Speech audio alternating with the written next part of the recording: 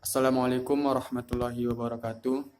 Perkenalkan, nama saya Arjun Soleh, kelas 3D Pendidikan Agama Islam. Di sini saya akan mempresentasikan hasil makalah saya yang berjudul Konsep Filsafat Pendidikan Islam.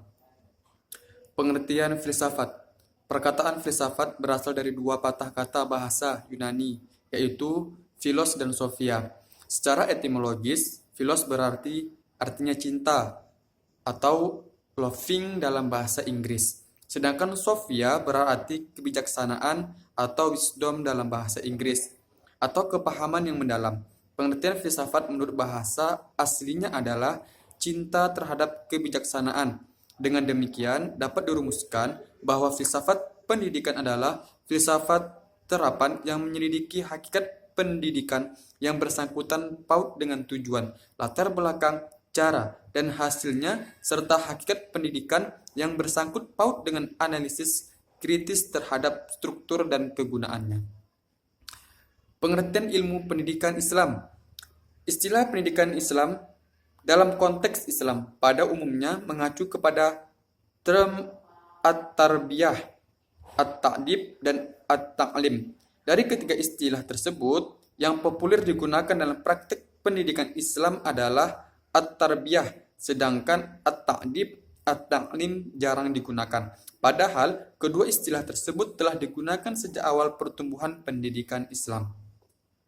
Istilah al-tarbiyah.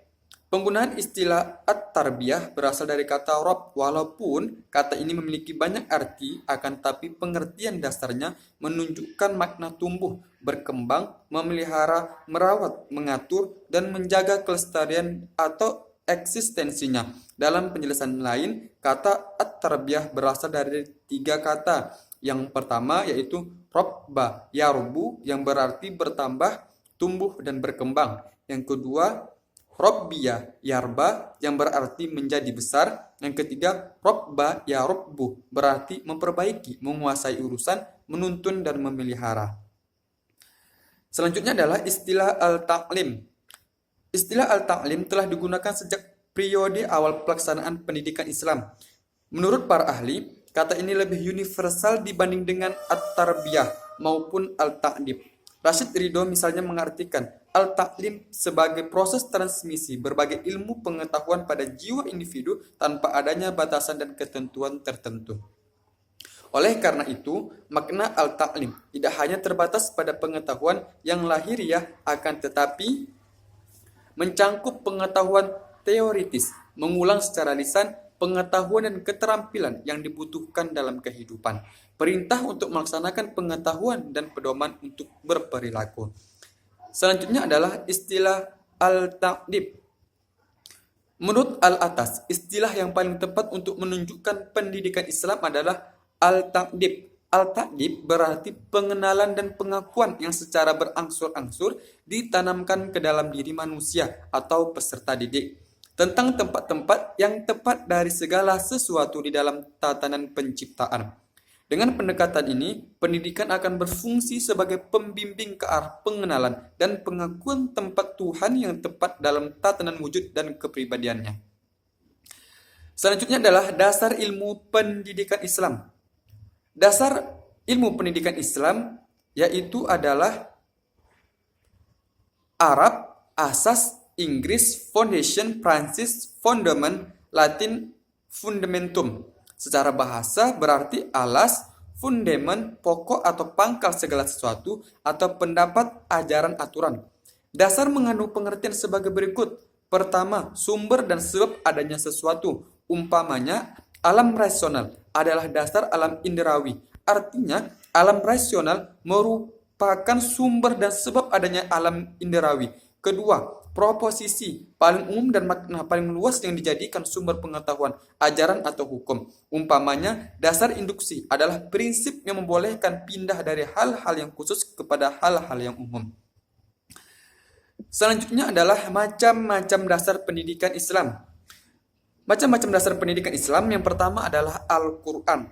Al-Quran adalah kalam Allah Subhanahu wa Ta'ala, diturunkan kepada Muhammad dalam bahasa Arab yang terang guna menjelaskan jalan hidup yang bermaslahat bagi umat manusia baik di dunia maupun di akhirat.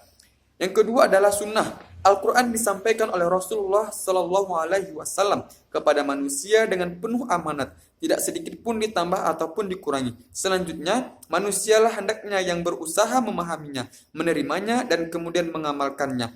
Seringkali manusia menemui kesulitan dalam memahaminya, dan ini dialami oleh para sahabat sebagai generasi pertama penerima Al-Quran. Yang ketiga adalah ra'yu.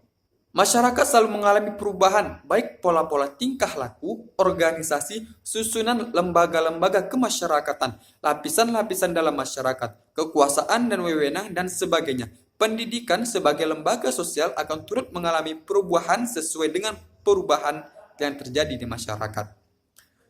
Selanjutnya adalah fungsi pendidikan Islam. Berbicara tentang fungsi berarti berbicara tentang kegunaan satu hal, yang dalam hal ini berarti kegunaan pendidikan Islam jika menelaah nama-nama Al-Quran yang disebutkan sendiri di dalamnya, maka akan didapati beberapa nama yang mengindikasikan fungsi pendidikan Islam. Yang pertama adalah Kitab Hidayah, Kitab Syifa, Kitab Nur dan Nuruh, Kitab Mau'izoh, Kitab Furqan. Selanjutnya adalah pemahaman tentang filsafat pendidikan Islam. Berkenaan dengan filsafat pendidikan Islam, Fadil Jamil merumuskan pengertiannya sebagai pandangan mendasar tentang pendidikan yang bersumberkan ajaran Islam yang orientasi pengembangannya didasarkan pada ajaran tersebut. Batasan ini menjelaskan bahwa seluruh kajian tentang pendidikan dalam filsafat pendidikan Islam harus senantiasa bersumber dari ajaran Islam, sedangkan orientasi pemikiran dan pengembangannya juga diarahkan untuk tidak menyimpang dari ajaran Islam. Itulah hasil presentasi saya. Kurang dan lebih saya mohon maaf. Saya akhiri, wabillahi taufiq wal hidayah. Wassalamualaikum warahmatullahi wabarakatuh.